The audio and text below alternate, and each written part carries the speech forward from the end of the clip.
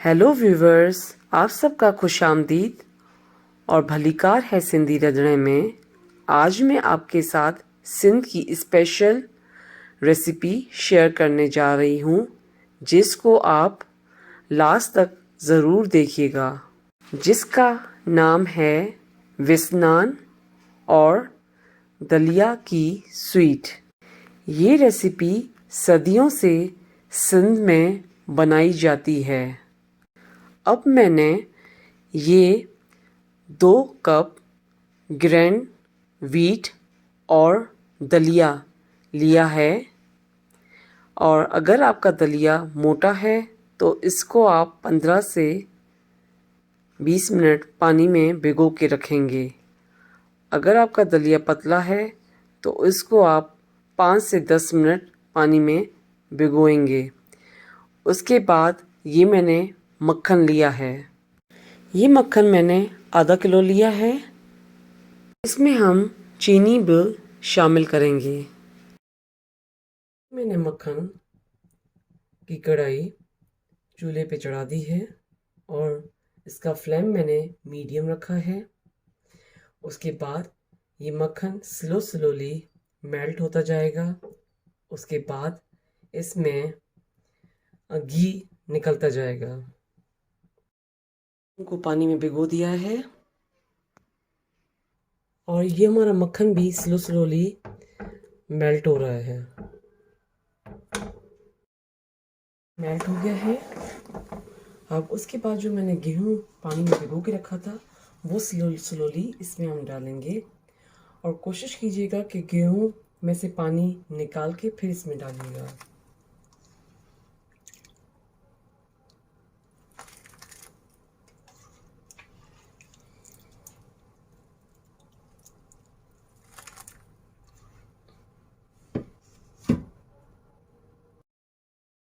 अभी हमने गेहूं डालने के बाद हम इसको इस तरीके से घुमाते रहेंगे, और थोड़ी थोड़ी देर के बाद आपको चम्मच इस तरीके से चलाना है, क्योंकि गेहूं जब मक्खन में से पकना शुरू हो जाता है तो वो नीचे हल्का हल्का लगना भी शुरू हो जाता है इस तरीके से, और उसके बाद स्लोली इसमें से घी निकलना शुरू हो जाएगा।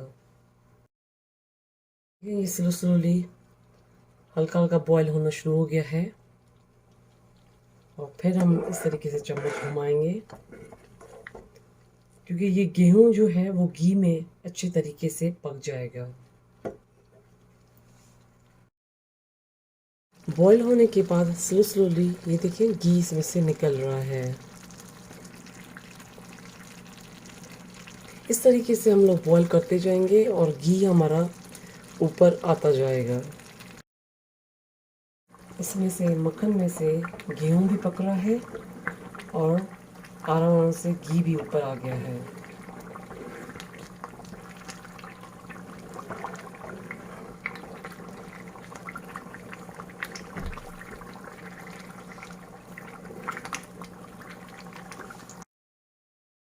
अब उसको मैं किसी पॉट में डालूंगी, और ये हमारा देखिए पक भी गया है उसमें से। अब उसके बाद मैं इसमें चीनी शामिल करूंगी, ½ कप।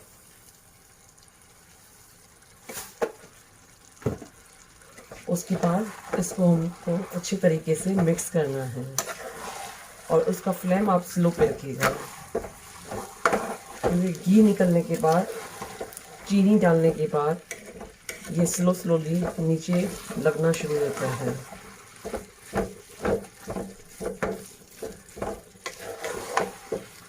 अब ये चीनी अच्छे से मिक्स हो गई है। उसके बाद हम इसको ढक्कन देंगे, और उसके बाद इसमें स्लोली आपको चेक भी करना है। चुका है।